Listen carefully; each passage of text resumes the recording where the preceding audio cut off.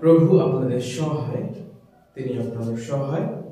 সাধু মা রচিত মঙ্গল সমাচার। হে প্রভু, তোমার জয় হোক। 1 অধ্যায় 40 থেকে 45 পদ। একদিন একজন কুষ্ঠ রোগী যিশুর কাছে এলো। তার সামনে হাঁটু গেড়ে সে মিনতি করে বলল, আপনি চাইলেই আমাকে সারিয়ে তুলতে পারেন। তাকে দেখে যিশুর অন্তর করুণায় ভরে উঠল। হাত বাড়িয়ে তিনি তাকে স্পর্শ করে বললেন, তাই চাই আমি, তুমি সেরে ওঠো। সঙ্গে সঙ্গে তার কুষ্ঠ রোগ দূর হয়ে গেল, সে সেরে উঠল। যিশু তাকে তখনই সেখান থেকে চলে যেতে বললেন। কঠোরভাবে তাকে সতর্ক করে দিয়ে তিনি বললেন, দেখো, কাউকে কিছুই বলো না যেন, বরং যাও, যাজকের কাছে গিয়ে নিজেকে একবার দেখাও, আর তুমি যে সেরে উঠেছ তার জন্য মসজিদ নির্দিষ্ট নৈবেদ্য উৎসর্গ করো। সবাই জানো তুমি এখন রোগমুক্ত। লোকটি কিন্তু সেখান থেকে গিয়ে কথাটা বলে বেড়াতে লাগলো এবং তা চারিদিকে রাষ্ট্র করে দিল।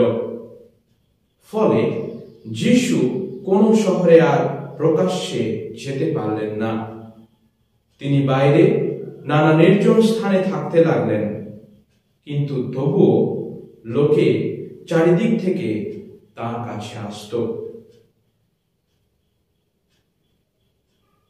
প্রভু খ্রিস্টের মঙ্গল সমাচার। হে প্রভু খ্রিস্ট, তোমার মহিমা প্রচারিত হোক। সবাইকে জয় যিশু। আজকে আমরা পালন করছি সাধারণকালের ষষ্ঠ রবিবার। ইংল্যান্ডে পিটার প্রপার নামে একজন বিখ্যাত বেহালা বাদক ছিলেন। 1981 সালে তিনি ফিনল্যান্ডে যান একটি বিরাট সঙ্গীতানুষ্ঠানে বেহালা বাজাতে। সেখানে তাকে 285 বছরের একটি পুরানো ও অমূল্য বেহালা দেওয়া হয় সেই অনুষ্ঠানে বাজানোর জন্য। বহু লোক তাকে দেখতে ও তার সুমধুর বেহালার ধ্বনি শুনতে আসে। কিন্তু সেদিন একটি অকল্পনীয় ঘটনা ঘটে, যা সবাইকে স্তম্ভিত করে দেয়। পিটার প্রপার হঠাৎ মঞ্চের উপর হাঁটতে হাঁটতে হোঁচট খেয়ে সেই 285 বছরের পুরানো বেহালার উপর পড়ে যায়, আর তৎক্ষণাৎ সেটি ভেঙে যায়। এরপর তিনি ভেবেই পান না যে তিনি কি করবেন। পরে তিনি সেই বেহালাটিকে ইংল্যান্ডের সব থেকে দক্ষ কারিগরের কাছে নিয়ে যান।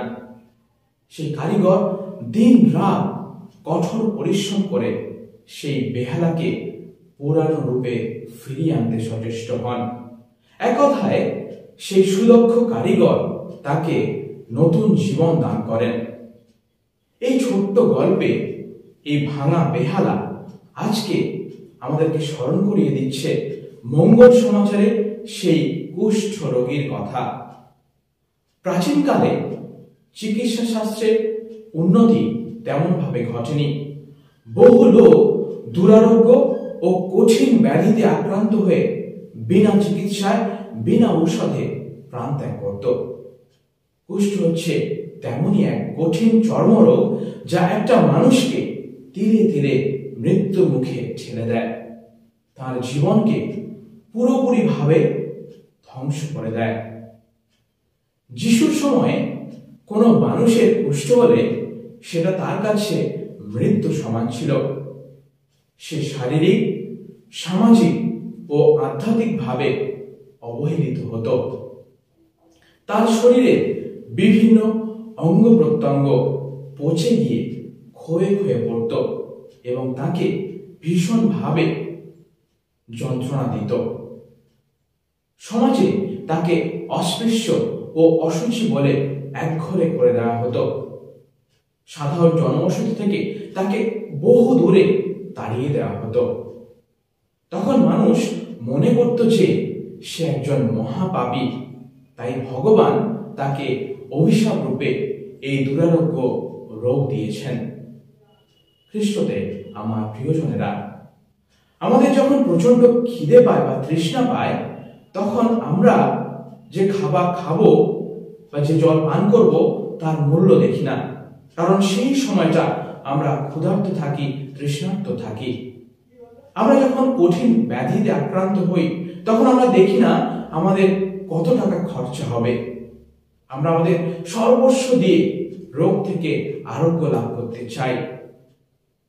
সেই কুষ্ঠ রোগীটি হয়তো ভেবেছিল সে কোনোদিন জনসমাজে আর ফিরতে পারবে না। তার বাবা, তার মা, তার ভাই, তার বোন, তার আত্মীয় পরিজন, বন্ধু বান্ধবের সঙ্গে তার কোনোদিন দেখাই হবে না। সে সেই বেহালার মতো সম্পূর্ণরূপে ভেঙে পড়েছিল। কিন্তু যিশু একজন সুদক্ষ কারিগরের মতো তাকে সম্পূর্ণরূপে সুস্থতা দান করেন এবং তার পুরানো রোগ দান করেন। তার তিনটি বিশেষ গুণের উপর আলোকপাত করে। প্রথমত, সেই কুষ্ঠ রোগী যিশুর সামনে এসে হাঁটুপাত করে প্রণাম করে তার নম্রতা প্রকাশ করে।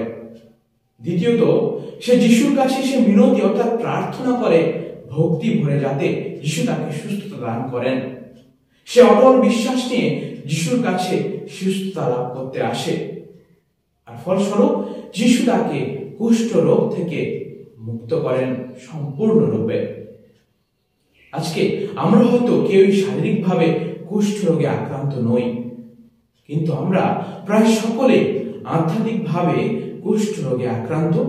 যেমন চুরি, লোলুপতা, অবৈধ সম্পর্ক, ব্যভিচার, দুষ্টতা, প্রতারণা, ঈর্ষা, পরপচর্চা, অহংকার, স্বার্থপরতা।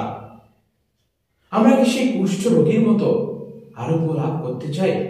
খ্রিস্টান প্রিয়জনেরা, নাকি আমরা পাপে মগ্ন থেকে আধ্যাত্মিক ভাবে মরে যেতে চাই?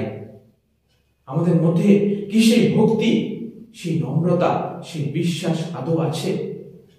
আসুন খ্রিস্টতে আমার প্রিয়জনেরা, আমরা আমাদের বাহ্যিক ও আভ্যন্তরীণ মলিনতাকে উপড়ে ফেলি ও যিশুর আদেশ অনুসারে জীবন যাপন করি।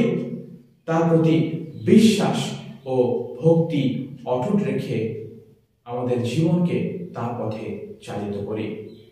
জয় যিশু।